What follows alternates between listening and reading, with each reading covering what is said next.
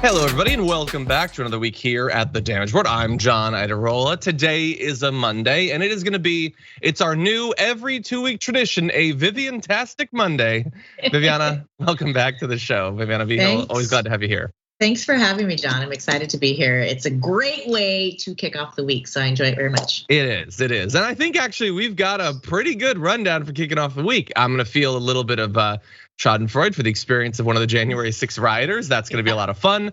We do unfortunately have to reckon with our co-presidents, Joe Manchin and Kyrsten Sinema. Both of them have been very, very naughty recently, and we're gonna explain how.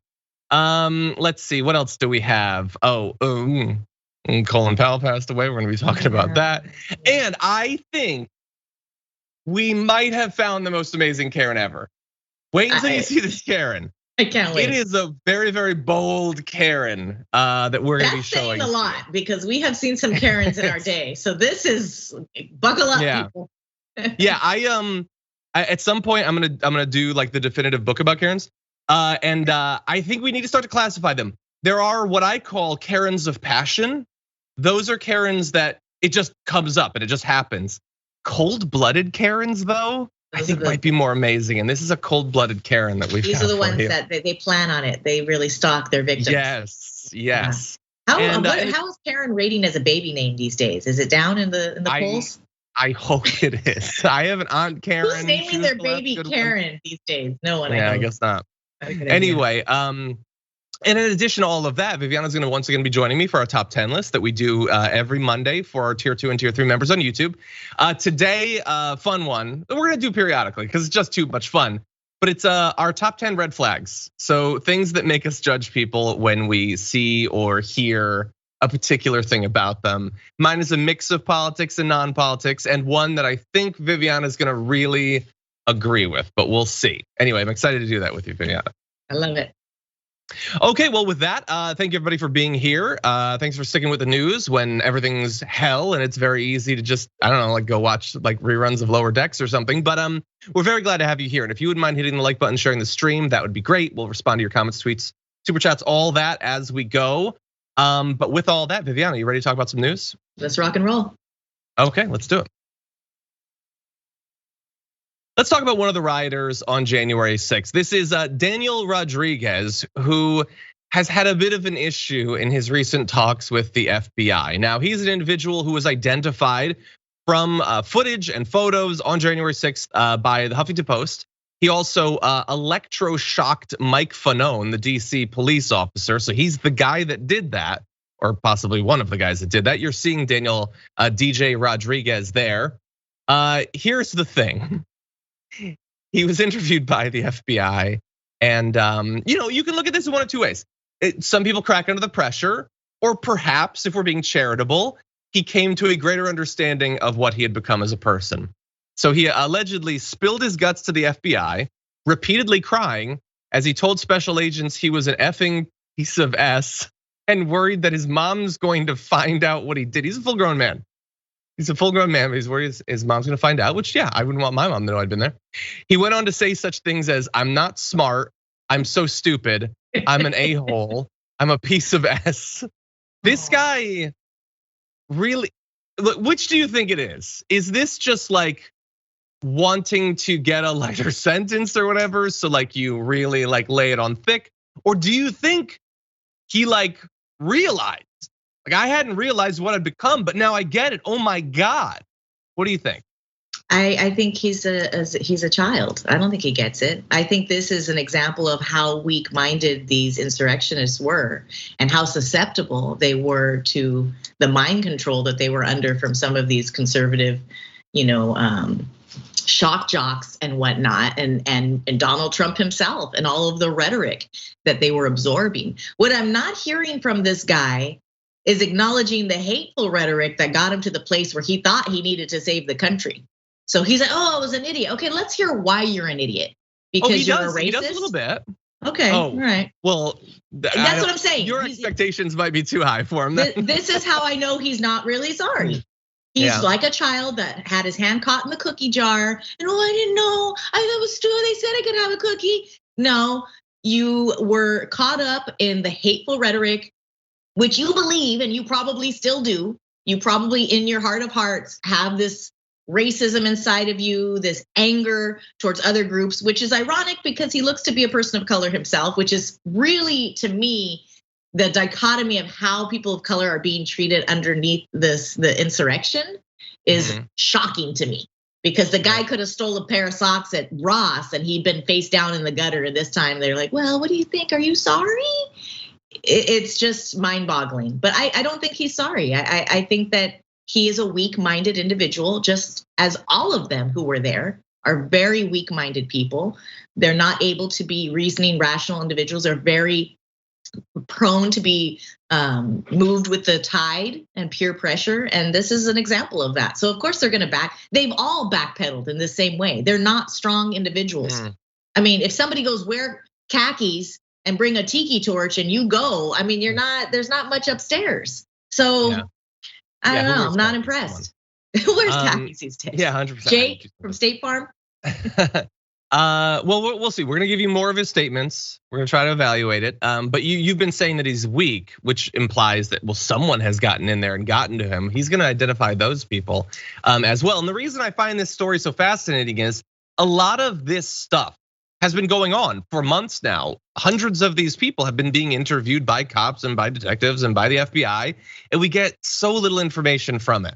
So I don't know how representative this is, but I find it to be fascinating. Understand this though.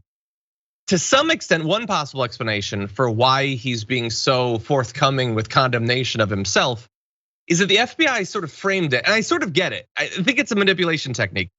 They came in and in this transcript said, basically, are you going to help write the story of who you are? Or are you gonna let BLM and Antifa do it? Like, you need to tell us what actually happened. They said to him, Danny gets to choose if he writes a story today with us. But right now, the story that's being told is by DC, is by Antifa, BLM, and the Huffington Post. I love the idea that this FBI special agent thinks that those things are all closely affiliated and all have to do with DC. Black Lives Matter is like this. Exactly. They're meeting with Ariana Huffington. What is happening? That's weird, but so that might be influencing it. But let's learn a little bit more about DJ Rodriguez. Rodriguez said in the interview that he became radicalized watching videos on InfoWars and from conservative commentators like Steven Crowder, Mark Dice, who I've never heard of, and the Hodge twins that convinced him of the conspiracy theory that Trump actually won the election. So you're probably familiar with Steven Crowder. He, well, if you're not, like, just take the dumbest guy you knew in high school and he got a camera eventually. But anyway, the weird thing is, are you familiar with the Hodge twins? No, I was like, I thought they were like the dancing twins that danced with Beyonce. So these are not the same guy? No, I don't think so. So I remember the Hodge twins from years ago. It's these two guys, they're twins, I think, that would do these videos where both of them are in it. And they like sort of comment on the news, but they barely say anything. They would like each intro took like 40 seconds of them just staring at the camera. I don't really remember, but it wasn't anything crazy. But apparently in the years since then, no, they lost their minds actually. So it's fun how the world evolves. But anyway, here is what Daniel said, and he tells us a little bit about that path of radicalization. He says, my beliefs are that an overwhelming number of people came out to vote for Trump, and he actually did win that election, the popular vote and the electoral vote. They made sure that the election was lost, and there's no point in voting anymore. So it's like, I'm thinking they're gonna come they're gonna come round us up. So this is what led to him going on January 6th. So yeah, where would he have come to that conclusion that secretly the people he loved never lose, and that now that the evil, baby eaters are in office, they're gonna come and round us up. They're gonna take our guns, they're gonna lock us up. You hear that stuff constantly from these crazy people. And Steven Crowder's not gonna be any trouble from this. InfoWars isn't gonna be any trouble. Like once we figure out who Mark Dice is, he's gonna be fine. But these people produce this, and not all of them go and riot. Not all of them try to shoot up. Did you say once we figure out who this guy? Well, I'm sure the FBI, they've got special agents, so they're gonna figure it out. I don't know. For all I know, he's got millions of followers. The internet's a big weird place. And maybe he's on Spotify. I don't know. But this is what happens. You put out insanity to millions and millions of people. Most of them will write it off. Some of them will just watch it and that's it. And a few will go and they'll riot. And a few will take seriously what you say, and they'll get their guns, or they'll build pipe bombs or IEDs or whatever, and they'll try to assassinate cops to start a race war. Like, this is how you do it, okay? It's stochastic terrorism. This is how it works. Why was Trump not mentioned in this list of influencers? I mean, he was saying he didn't say that. Exactly the same thing about winning the election. Somehow he had no part in this. The day of the insurrection, he was saying just that, but he had no part in it. So are you saying that indicates that he's willing to learn and grow? I shouldn't have trusted these people, but he's still holding strong to Trump, you're saying? I absolutely think so. And I think you had to be a little bit unstable mentally to actually go to the Capitol and do what they did. And that's what happened to that woman that got killed. And I think that there are a lot of people who stayed home but feel exactly like this guy, DJ. Yeah. They were just as hateful and just as angry. And that is what is dangerous. And if we don't really get to the bottom of how these people's minds were controlled in the way it pushed, because, as much as we don't want to consider ourselves part of the masses, we are. All of us are part of the masses, and we're all susceptible to things. And we have to challenge ourselves to question things and wonder why we're thinking certain ways. Even you and I, John, we have to go, wait a minute, am I being kind of fed some progressive agenda, or do I really feel like this? And we have to be critical thinkers. We do. And if we don't constantly question things, the problem is you have the people that go on the other side, like they just question everything. It doesn't make any sense, no rhyme or reason, conspiracy theories, et cetera, et cetera. This is a dangerous guy, and their excuses, and it's been him and all of the rest that have been up there in the hot seat. They just like, oh, well, I wasn't in control. Okay, well, we need to really seriously consider then how dangerous it is, this misinformation. Because if there's so many people not in control of their own minds and their own faculties, then it's dangerous. I agree. Well, we have a little bit more from him. Let's learn a bit more. Let's delve into that crazy mind. So Daniel Rodriguez said, let's see, are we all that stupid that we thought we were gonna go do this and save the country and it was all gonna be fine after? We really thought that. That's so stupid, huh? I understand it's very stupid and ignorant, and I see that it's a big joke that we thought that we were gonna save this country. We were doing the right thing and stuff. I get it. And this really goes back to what you said about Trump. Like, I don't okay, maybe if the Hodge twins tell you, come on, are we really gonna save the world just because you want us to do it?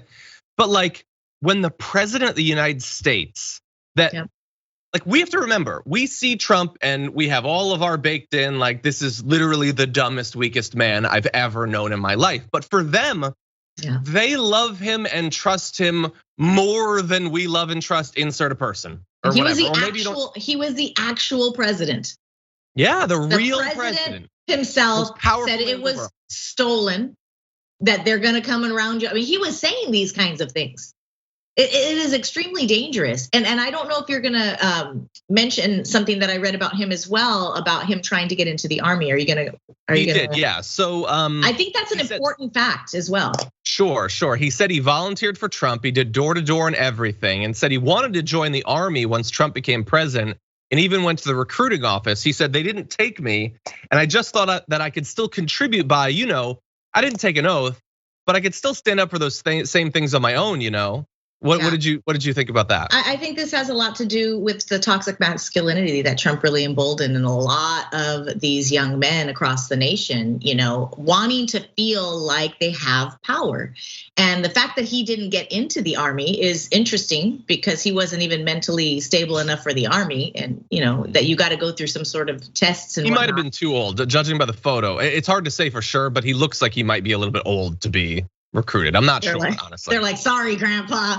Well, whatever. There's another thing about toxic masculinity. You're losing your youth. When you have that anger starts. To be clear, I don't know his age. I'm just judging by the photos that have been released. I honestly don't know. Lay off him, John. He puts a lot of moisturizer. Okay, it's not his fault. He didn't age well.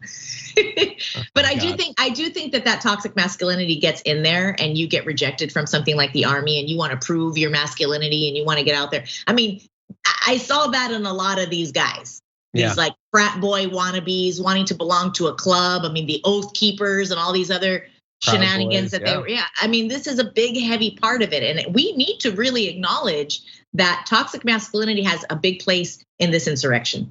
And I know that there were women there too, but that doesn't mean that women are not susceptible to toxic masculinity as well. 100%. Yeah, we all need to reckon with the fact that there were, coming out of around the year 2000, I think late 90s, there were a lot of guys who their favorite movie was Fight Club, and they really thought that the movie thought the people in Fight Club were cool and strong. That was the only level they analyzed that movie at. There was nothing deeper than that. No, his name was Robert Paulson. His name was Robert Paulson. Exactly. And that's it. And then they go off and they're like, wait, this is my opportunity to join the revolution against the deep state, even though they've actually been tapped to try to keep like a petulant billionaire in power so he can continue to keep like the wealthiest people in the world in charge. So again, they're not great at subtext necessarily. But yeah, there's a bunch of them, and they're still vulnerable out there, and they still want to serve. They're vulnerable, yes. They're vulnerable, and the people that know how to tap into that vulnerability to exploit it, they did it, and it worked. And they went up there, and now we're seeing that they're not even really getting into too much trouble. I mean, I would have thought they would have been shot in the face there on the spot, but no. Yeah, well, yeah, aside from the one. Well, yes. I guess, sorry. Okay, but by the way, people are like, I like Fight Club. No, I like Fight Club. I think Fight Club's a great movie. It's just it's great, but there's a lot of subtext. Yeah, it's not cool. They're not cool people, and they're not doing cool stuff. It's a cool movie. He was doing that's not cool. He was hallucinating. It wasn't healthy. That wasn't a healthy great person. Movie. I love it. Shouldn't be the only movie that you see. That seems weird, but and I read it, by the way. I've read a bunch of his books. Like, you gotta understand the levels. Anyway.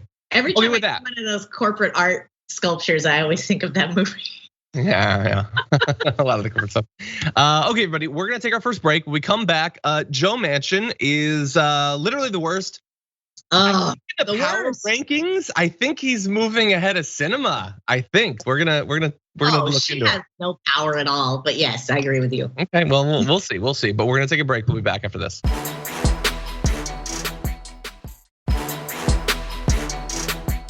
By the way, we're talking about the names. Moondragon says, I suspect Viviana will be topping the name list soon. I think Viviana's a great name, actually. Well, feel free to name your child Viviana. I would be very flattered. I've always liked names with like V's and J's. I know I'm biased with the J names, but like Viviana, Vanessa, Jessica, like there's just something about V and J that just I guess is a little bit more rare. Well, Viviana works for both men and women because the male version is Vivian and then the female version is Viviana. Believe it or not, it got co-opted, but that's originally. Oh, okay, I think of Vivian as a female. I know. Well, if you think back to John Wayne, the most macho guy, very racist, but whatever. His name was Marion. That's true. That's true. Okay, everybody. With that, we got to get back into the news. So I hate the news sometimes. Let's talk about it. It's good stuff, John. Let's get it. It's stuff.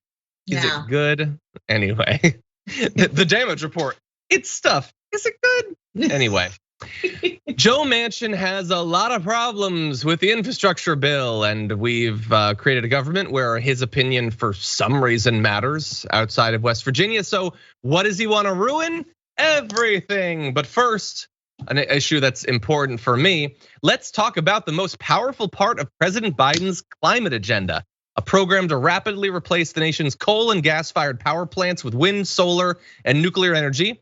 Will likely be dropped from the massive budget bill pending in Congress. And honestly, when I saw that, you probably thought I was mad. No, I was not mad. I was relieved because of course it's gonna be dropped. And I hate the anticipation, wondering how long do we have to wait until they jettison that thing, they throw it overboard.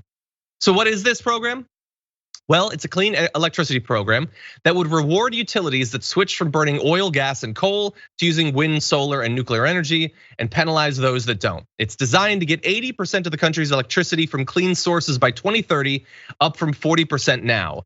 That would be huge. That would be massive, obviously. It is a great thing to work towards, not only for climate. By the way, we talk about climate because that's the single most important pressing issue, but we have to remember pollution is still a massive issue in its own right outside of the pollution of carbon. It kills so many people every single year, and this would do a lot to help fight back against that. Unfortunately, we live in America, not a democracy. So Joe Manchin, who comes of course from coal-rich West Virginia, has told the White House that he strongly opposes the clean electricity program, according to 3 people. As a result, White House staffers are now rewriting the legislation without that climate provision and are trying to cobble together a mix of other policies that could also cut emissions, assuming he doesn't have a problem with those too. So here is the fun thing about the American government, okay, and the world. So we're facing a climate catastrophe. It's gonna be bad no matter what we do. We get to decide what sort of apocalypse do we want? Do we want a mild apocalypse? Do we want Mad Max? Do we want something worse than that? We want to live in Fallout world. So we desperately need to do this. And Joe Manchin gets to just say no. It's enough for him to say no. Joe Manchin, who has made $5.2 million from his own coal company, gets to say no, power providers should not turn away from coal. Yeah. The guy who owns a coal company gets to decide whether we keep using coal or not. And as if that own personal direct financial interest. This is beyond campaign finance. This is literally he gets the money, not for his campaign, ownership, not for events. He gets to buy stuff with it. He also got $400,000 from energy companies and GOP donors in just the 3rd quarter alone. Almost $500,000 in 1 quarter explicitly to kill provisions like this. So we've said, if you personally benefit, if you politically benefit, you can say screw you to everyone in the country. Indeed, in a very real way, everyone in the world, you get to say no and it's fine. And honestly, like great job by, I think this was Salon that did one. I think it's Insider on the second. There's a few that are talking about this. The vast majority of this reporting from places like the New York Times are just like, well, he has an opposition to it. Not he's corrupt as F and we allow it for some reason. It bothers me so much, Viviana. I can't believe that we allow this. He's benefiting from the opposition to it. I think it was the Insider photo. I don't know if you guys can throw it up, but he looks so sneaky in that photo. He looks so sneaky. But it's obvious. I mean, we all see it, and we know that this is how dirty politics. There he is, sneaky. I got $400,000, but don't stop burning coal. Yeah, we love it. This is the same argument that the whalers who used to make money selling oil from the whale blubber. We can't stop. We're gonna lose our careers and our livelihoods. Well, we have to evolve, people. We cannot let this old curmudgeon make a decision. He's gonna be dead before he has to drink his own filtered urine like the rest of us. So it's not fair. You don't get to make this decision. You represent a whole state, and because of your opposition to this infrastructure bill, you represent the whole entire country, and you're gonna stop us from making progress. It's bad enough we had pulled out of the Paris Accord. Now, what is even the point? We're trying in vain. Yeah, and it's gonna be terrible for the world. It's gonna be terrible for us. It's gonna be terrible specifically for West Virginia, by the way, which we'll get into. But I do understand that this opposition is bipartisan. Shelley Moore Capito, the other senator from West Virginia, who's a Republican, said she was, quote, vehemently opposed to the clean electricity program because it's, quote, designed to ultimately eliminate coal and natural gas from our electricity mix and would be absolutely devastating for my state. So you can, from her point of view, never get clean electricity. Sorry, Shelley, evolve or die. We have to evolve. That's why I'm making the whalers. There were people who were selling whale blubber, and that's how the oil lamps and everything. And they had to, we couldn't continue that as a form of our fuel. And this is the same exact situation. This is Napster, but with coal. Like you got to evolve. Like you got to figure out a new way to make. Exactly. No, you're right. And so you can never move away from it because it'll be devastating for my state. Here's the thing. There is going to be devastation for a state, but it's not the devastation that she thinks of. She's talking about, well, then we won't dig up the coal and that'll be bad economically, which, by the way, let me be very clear. And maybe this is controversial.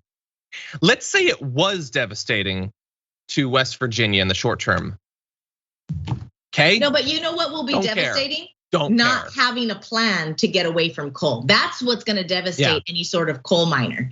But not having a plan for them to transition into other jobs. That needs to happen. No, that's the devastation. I want to clarify. I mean, if it literally was just bad in the short term economically for one small state, I value coastal cities more. I value us not all dying, baking in the summer more. But as you point out, It's not devastating. They're gonna transition them away. And by the way, it can only be so devastating because I'm gonna ask the audience a question right now.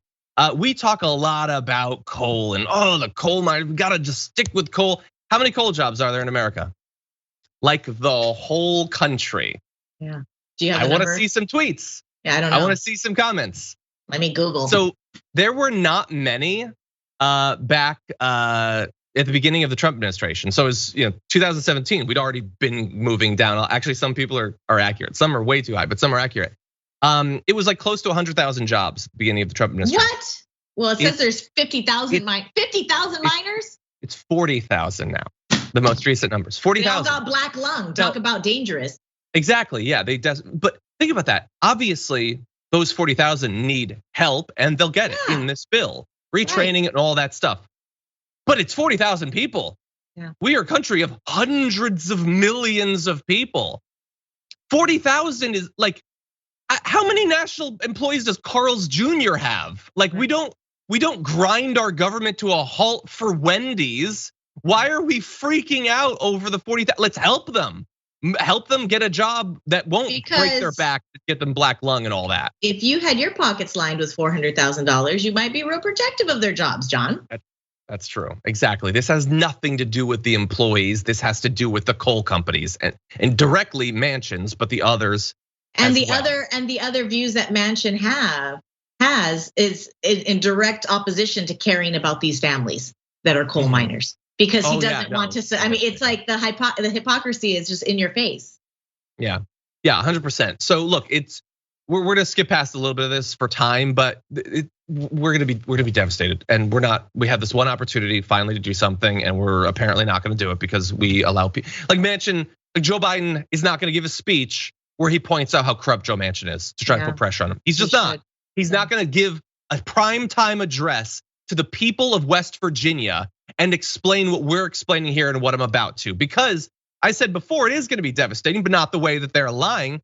You know how it's gonna be devastating? New York Times, which doesn't identify the corruption nearly as much, did have good reporting on this. Did you know that West Virginia is actually seriously at risk of flooding? Now you might think, well, wait, I thought like Florida and like places like that were at risk of flooding. Well, it's not just the coastline that are issues of flooding. So new data shows that West Virginia people living there stand to suffer disproportionately as climate change intensifies. Unlike those in other flood-exposed states, most residents in mountainous West Virginia have little room to relocate from waterways that increasingly threaten their safety, and they are flooding much more common. Now, you've heard of like 100-year storms and 1,000-year storms that are supposed to be rare, but now they happen like every year. Yeah. Did you know that West Virginia is in almost every category of infrastructure the most at risk in the entire country to flooding from those sorts of storms? I want to show you some of the instances. So 61% of all of their power stations are at risk of flooding during these events. Jeez. That's the worst in the country. 46% of look, almost half of every road, that's the highest in the country. 57% of fire stations, highest in the country. 50% of police stations, highest in the country. The only two things they're not the highest in, they're tied for highest with Louisiana. That is nearly 40% of their schools and nearly 40% of their commercial properties. So they're gonna be devastated by climate change in all the ways that we know that everyone is, and they're going to flood more. And they've decided, their leadership have decided, no, screw it. We're just gonna make it worse. That's it. Just so Manchin can get that $400,000 and keep raking in the benefits from his stock portfolio. Yeah. Sick. It's sick. Rich. It's disgusting. It's disgusting. Look. If I don't know if we can put up the photo again. What does he need an additional 5 million? He made 5 million off his coal company. Remember, he also makes hundreds of thousands of dollars as a senator, let alone all that stuff. Look at him. What does he need an additional $5 million for? He could get a chin lift, probably. I mean, sure. Plastic surgery. Like maybe like mix it up, like Squid Game, go pink. I don't know, like something. But and they're going to flood. They're going because it's a game to them. Destroyed. It's a game. They cannot stop. The greed is just disgusting. It takes over their soul. They just want more. They cannot stop. It's about power. And this whole combative nature that he has right now is about power as well. It's just about him saying, I can do this.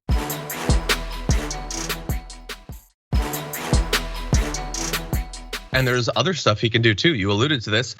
Joe Manchin isn't just opposed to doing anything to stop climate change. He's now decided months into this process, oh yeah, like Biden, a bunch of your other like signature things that you campaigned on, I've decided I don't like him.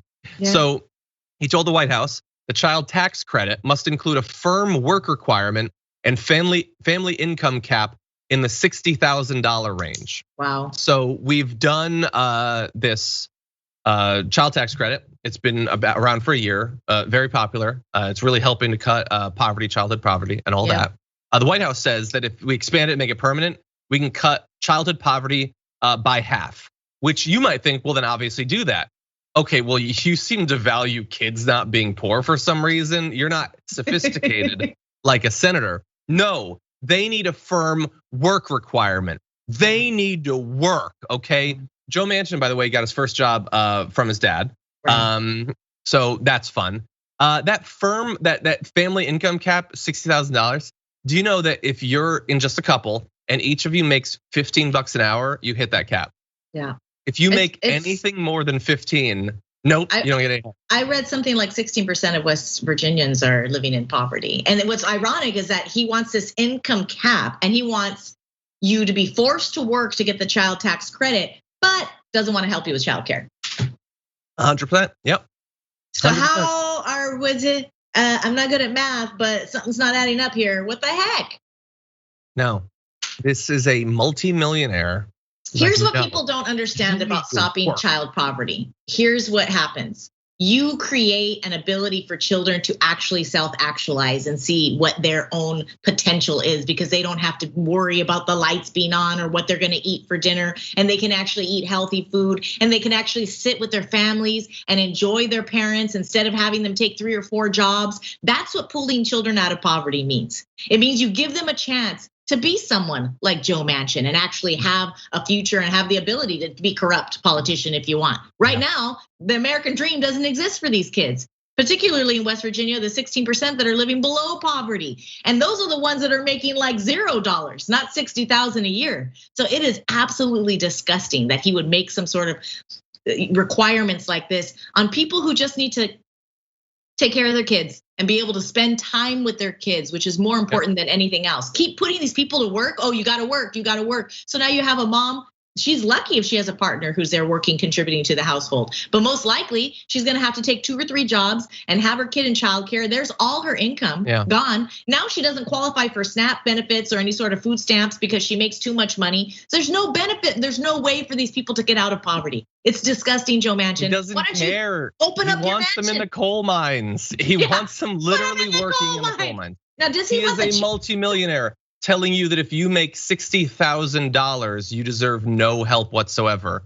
He thinks, well, you wouldn't just get, he literally said of the climate provision, we shouldn't pay companies to keep doing what they're already doing. What the hell do you think a corporate tax cut is?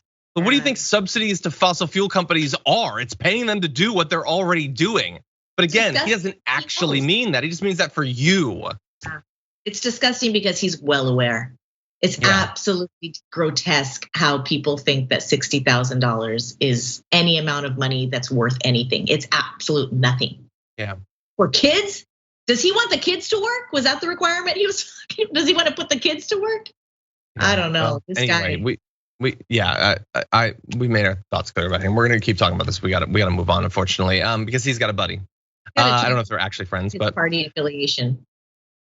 Yeah, look, and West Virginia needs to wake up that their senators, Republican or Democrat, don't give a damn about them. They have ground them down under this idea that doing anything to help the poor, anything to transition away from coal is gonna devastate them. They're devastated now as a product of this. They've got to move in a different direction. And it doesn't matter at the end of the day if Joe Manchin's a Republican or a Democrat. He's part of the system that is keeping them oppressed, actively oppressed. And it is only gonna get worse in the future. Take West Virginia today and make it way more flooded. That's what it needed. Anyway, what happens to the coal mines then? Yeah, I'm sure they'll be fine with all the flooding.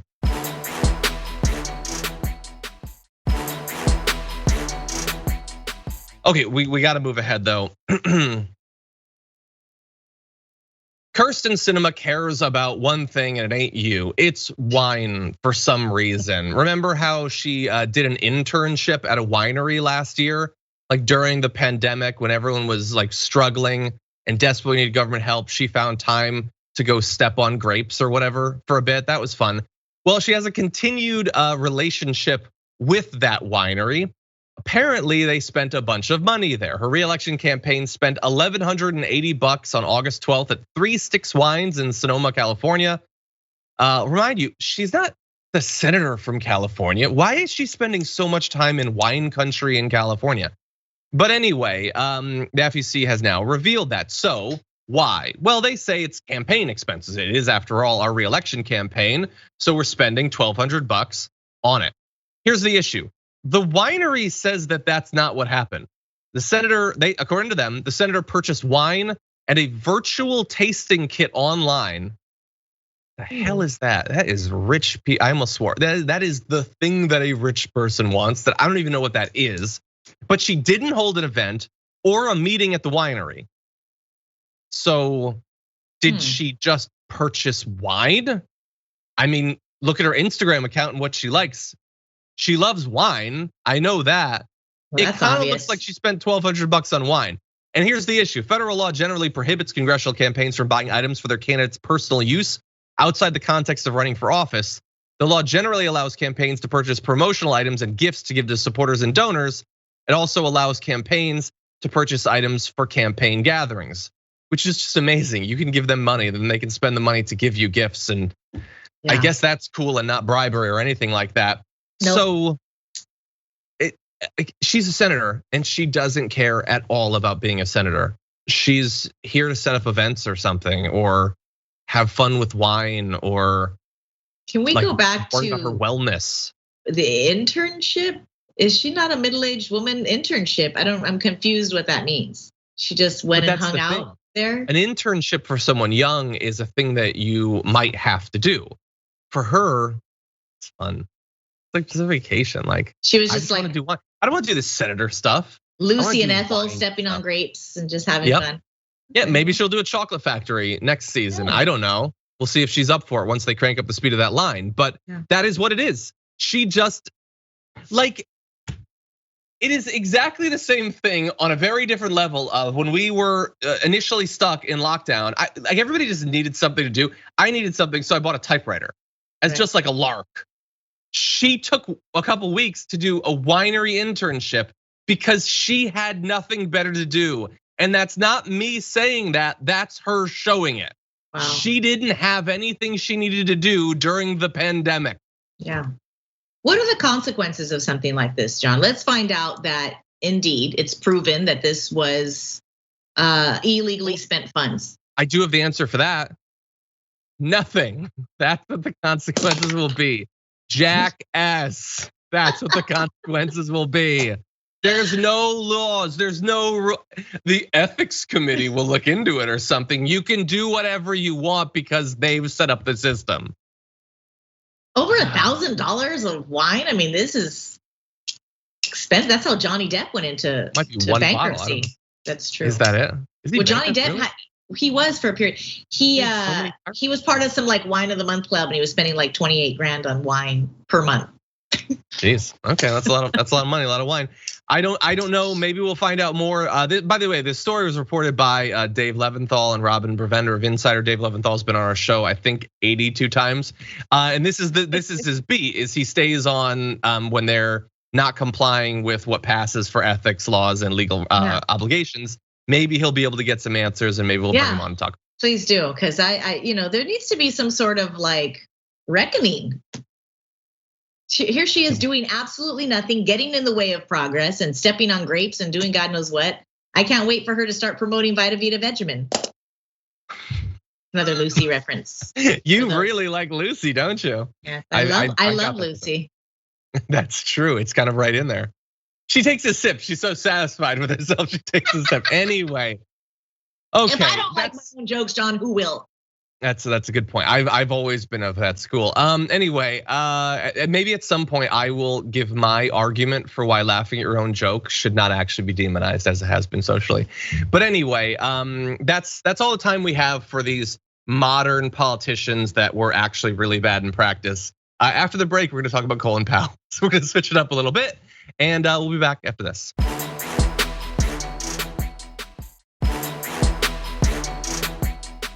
Okay, what else is going on? Well, today is Monday, so of course, you know what that means. Old School is gonna be coming up a little bit later on. I don't know who's gonna be on. I wish that would be added to my document, but it's gonna be awesome regardless. Also, in a moment, we're about to talk about Colin Powell. And I just wanna tell you, you're gonna have to watch the main show later too. Because I mean, TYT has been around since before the Iraq War. Like that was the big thing that like really got TYT going. I have a feeling that Cenk is gonna have some thoughts on the legacy of Colin Powell as well. So I'm gonna give my take, but he was covering the news back then during that time. So just to bear that in mind. Okay, let's see. We have a couple of minutes. So I'm just gonna read this really fast. Bart is awesome. Bart says, John, I think you missed one of the major observations of the movie Fight Club and how it's very relevant in the culture. It's an expression dubbed satire of a generation of men who lack a sense of spirituality, love, and passion in their lives. As Tyler Durden mentioned, quote, we're the middle children of history, man. No purpose or place. We have no great war, no great depression. Our great war is a spiritual war. Our great depression is our lives. If you're living a life of disconnection, you will be sent on the path of toxicity. The MAGA rioter who broke down is definitely a candidate for Fight Club.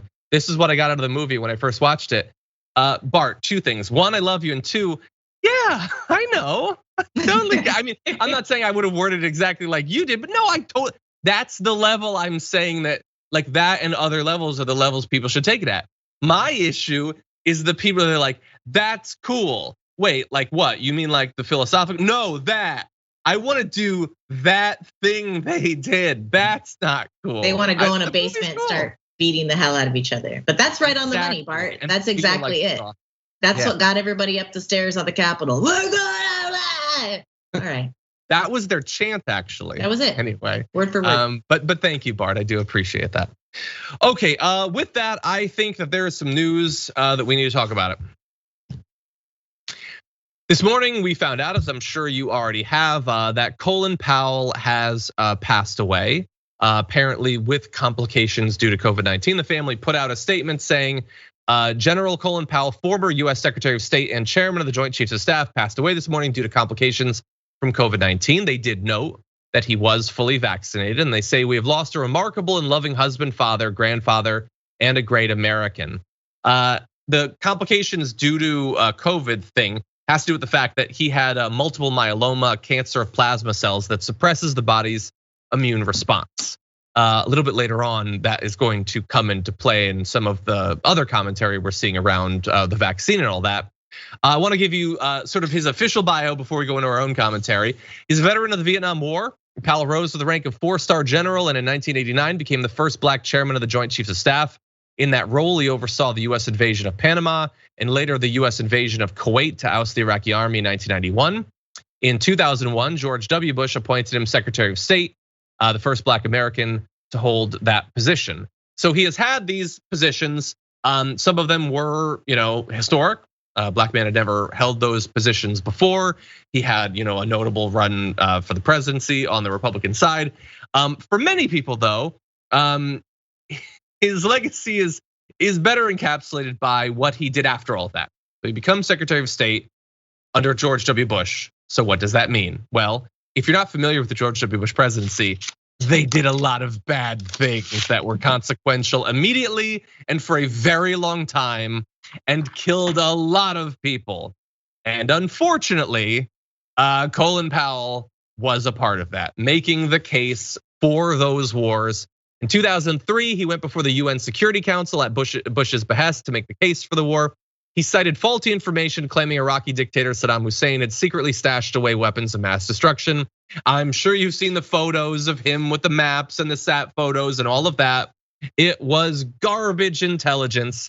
But it was used to scare the American public, to tell them, we've got to do something now, desperately now. He's hiding nukes, and the world is such that Saddam Hussein's gonna nuke the US from halfway around the world somehow, or he's gonna give it to a terrorist and they're gonna bring it in, and it's gonna be the sum of all fears all over again. And he also said other stuff that we'll get to later on, but that was his thing. Like, he helped lie us into the war in Iraq.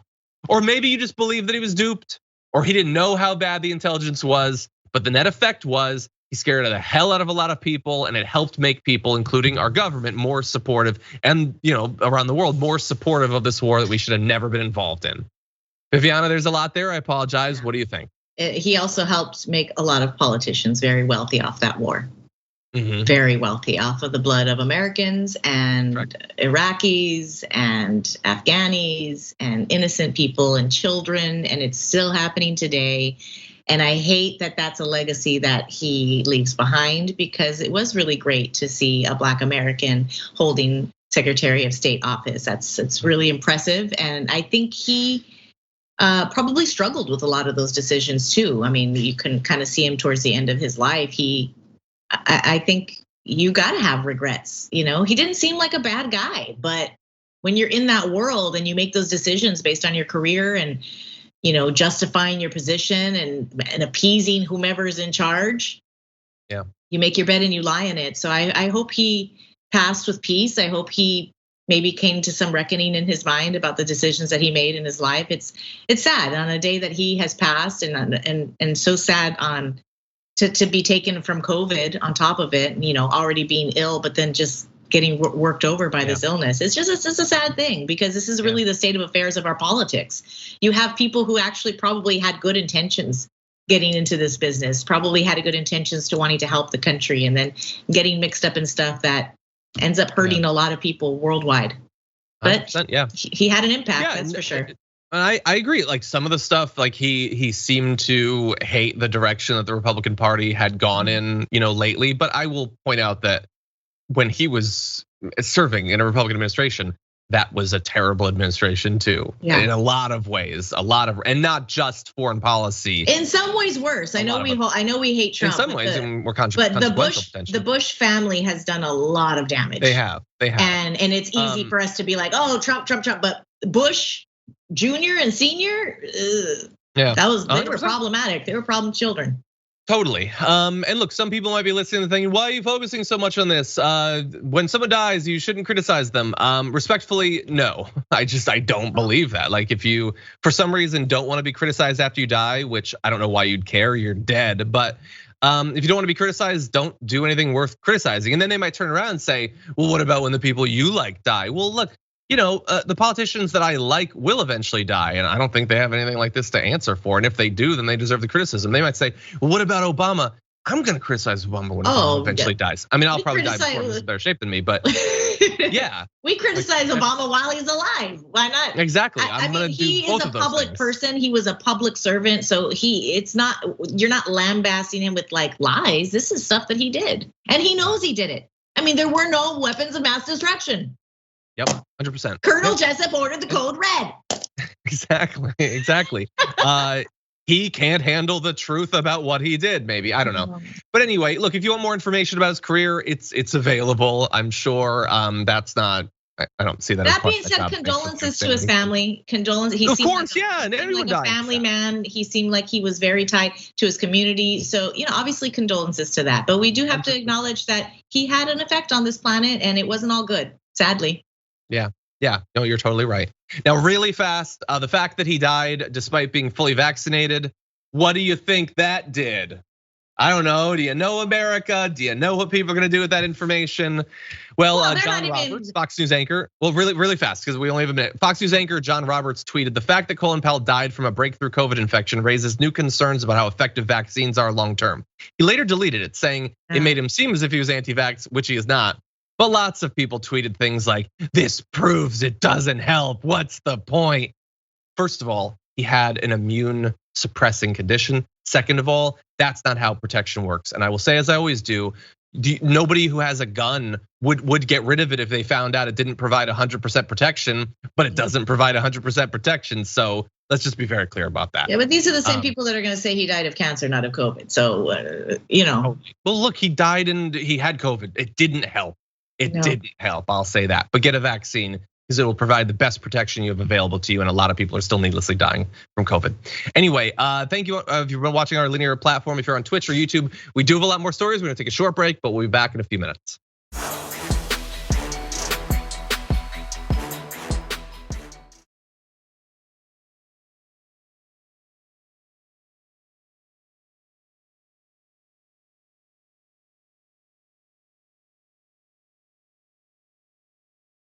Thanks for listening to the full episode of The Damage Report. Support our work, listen ad-free, access members-only bonus content, and more by subscribing to Apple Podcasts at apple.co/TYT. I'm your host, John Adarola. I'll see you soon.